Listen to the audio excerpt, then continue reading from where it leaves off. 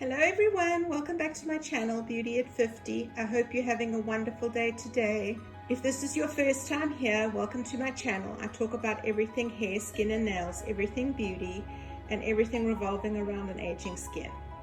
So today's video is going to be about doing your own pedicure at home.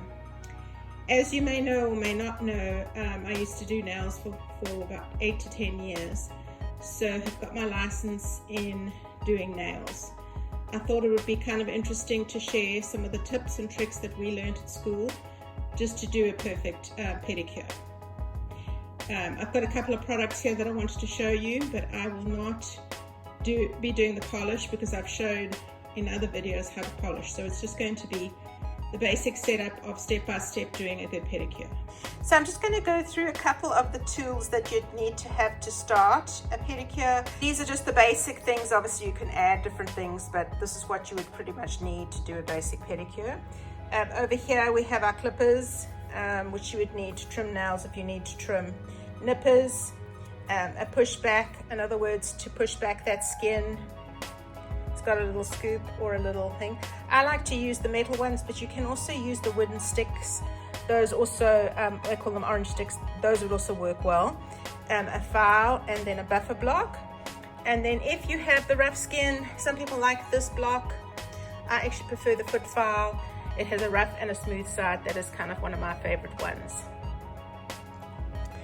Then I like to just use a regular bucket that I get from the dollar store just to soak my feet. That's a little easier. Or sometimes I just use the tub as well. That would also be an easier way to do. Just kind of put some water in your tub and then kind of just hang your feet over. As far as the products that I like to use just an Epson salts or some kind of salt soak, some kind of soak that you like. It can really be any soak. It's just to soften the feet, to cleanse the feet, to make sure that they are clean, and warm water. So I like this one. This one is pretty good. It's got the Epsom salts. And then I also will use a scrub, and I like using the Soap and Glory, but you can use any scrub.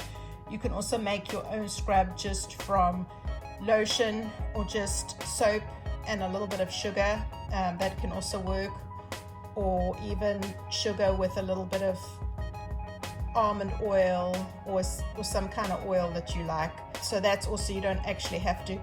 I prefer a sugar versus a salt, but a lot of people also like the salt scrubs, which would be coarse salt with a little bit of essential oil or some kind of oil that you have. Then I do have my daily smoother. That would be after for my moisturizing. And then of course I do have a cuticle eliminator. That would be for when you're pushing back your cuticles, you need something to push that back. It just softens the area. Now what I don't have here is I don't have the softener for the heels. I'm actually out of that, but that would just be a heel softener. It would have a little bit of lactic acid or some kind of softening agent. If your heels are not that bad, it would probably work with just soaking them with the eucalyptus and the Epsom salts. That would also help. So if you want to watch and see what I do, just keep watching. Then add your salt with your soak. You want to soak your feet for about 20 to 25 minutes. At this point you want to see if you need your clippers. I just trimmed them not even 2 days ago, so I don't need to trim my toenails. But if you needed to, this would be a good time to trim them now. The next step you would do is you would apply your heel softener. Like I said, I don't have any more, but you would definitely put that on your heels right now. And you could cover it with a bag, or you could cover it with saran wrap. So the next step I'm going to move on to is the cuticle eliminator. That would be to put around the toes so that we can push back the cuticles.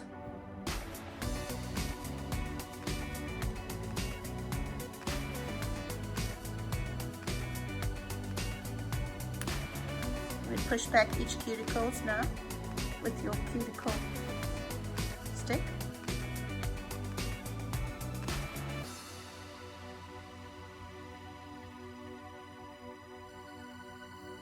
You'd go ahead and put your feet back in the water.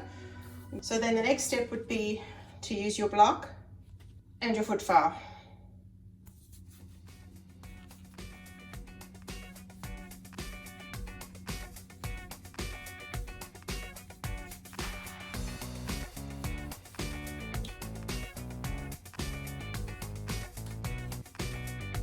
Next step is your foot scrub.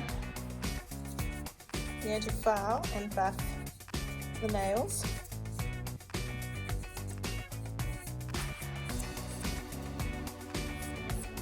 And we want to make sure that we keep this toe straight across. We don't want to go into it so that it's rounded, because that's where you get your ingrown toenails if you do that.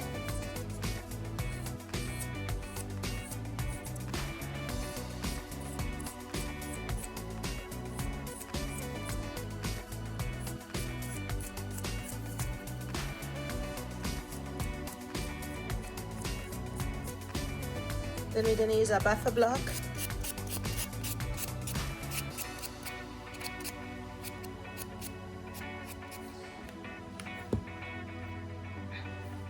At this point in time, if we needed to cut any loose skin, we could go around the edges and cut. I'm not a big fan of nipping, using these nippers.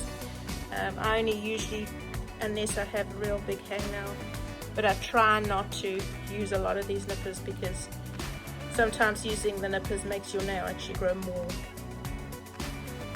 So I have a little bit over here that I'm going to trim. That's about all. At this point you can go ahead and put your lotion on, whatever lotion you like. I've already put that on, and once you're going to polish your nails, remember you're going to take a cotton ball with some alcohol to remove any of the oils on the nails. So you're going to do that first, and then you're going to do a clear coat, and then whatever polish that you like. So we're going to end here for the day. I hope that helps. It was a quick tutorial on doing just a very basic pedicure. Like I say, there are other options you can add. Of course, you can add more scrubs, you can add heated towels to your legs, your feet. Of course, you can also do a wax dip, which would be really good for those heels. I'll then show you a picture once my toes are done and I have polished them and finished. So thanks so much for watching today. If you have any questions, as always, leave below, and we'll see you next time. Bye.